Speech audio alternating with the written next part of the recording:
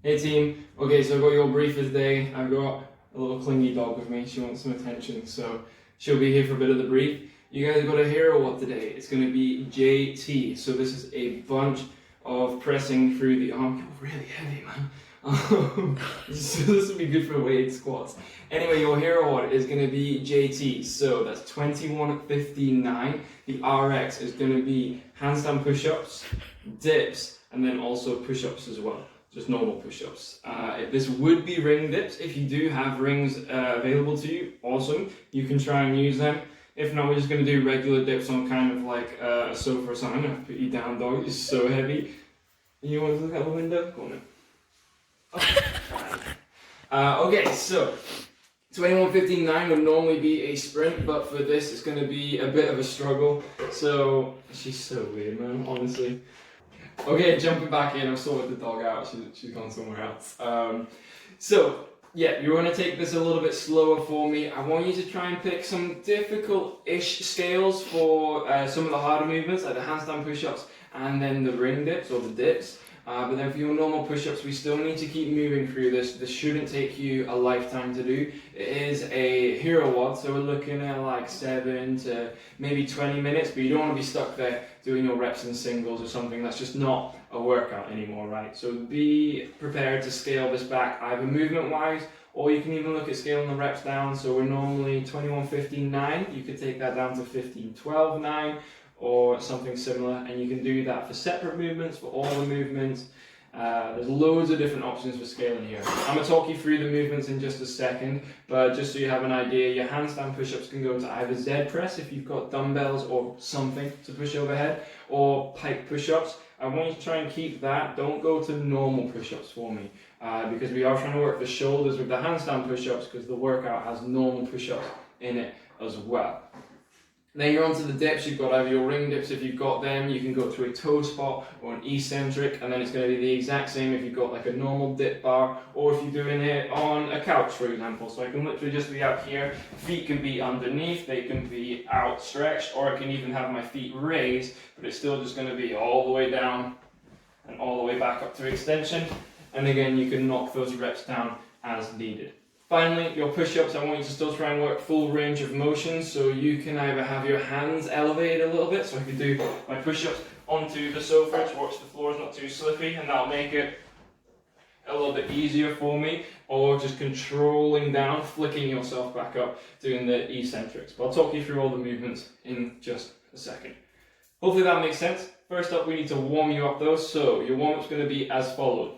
You're going to do 3 rounds. It is going to be 5 jump squats for me, so we warm up those hips if you are doing kipping handstand push-ups, and just getting the heart rate up a little bit. So that's feet in squat stance, going all the way down to the bottom, and then on the jump up, as high as you can, really extend those hips for me, just like you would upside down for the handstand push-up. Then you're going to go into 3 inchworms for me, and we're going to do different press-up variations. So feet will be underneath hips. Try and keep those legs as straight as you can. Hips go back.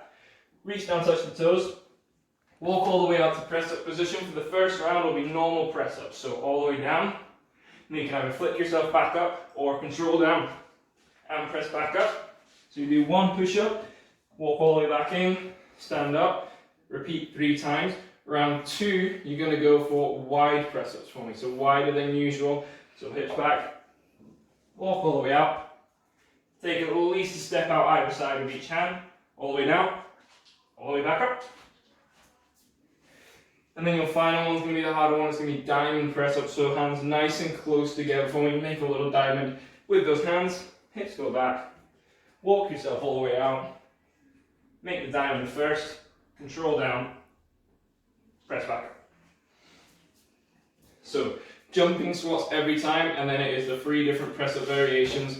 You're doing 1 variation each round to do all 3 rounds of the warm up. Okay, so for your workout, we've already been through the handstand push-up first. Okay team, everything is going right for me today. We're having camera issues all over the spot, so if you notice some cuts, then that is absolutely fine.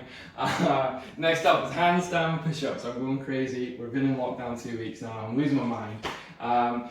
Handstand push-ups, you can do either strict or kipping. Just make sure you get that straight arm lean first, then you break at the elbow, and you're making that tripod position down at the bottom.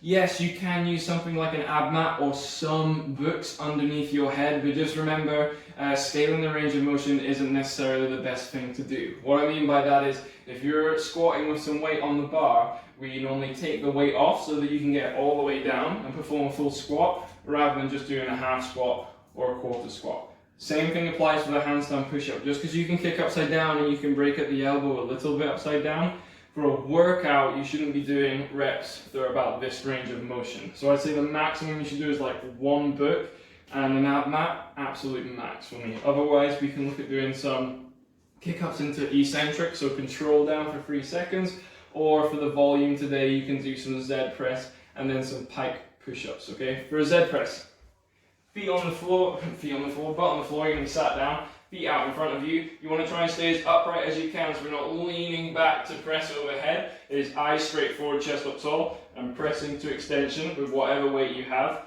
Both hands. Pike push-up is going to be, you get set up in your press-up position first, measure out your cubic distance, and then you're going to shoot that butt to the sky, walk those feet in as far as you can, so you're up on your very tiptoes, tuck the head all the way under, straight arm lean first, break at the elbow, and then press back up. And that's going to be your two main options for the handstand push-up. Again, you can knock the reps down for all of this as well. The dips I've already been through with you, it's just regular dips, or you can do it on a sofa or a couch or a chair. Finally, your push-ups for me. I want to see that nice hollow body position. Control down the eccentric and then flick yourself back up. Full push-up reps, or you can raise the height of your arms. That makes it a little bit easier. Rather than going on the knees, if you're on your knees, it tends to pull you into a bad position and make the shoulder go into a bad position as well. So try staying on the full body. You can practice that hollow for me. Just keep moving through this workout, guys. Shake those arms out. Be prepared to feel a bit of a burn, but try to keep moving. Don't take 2 hours doing this. Have a good one.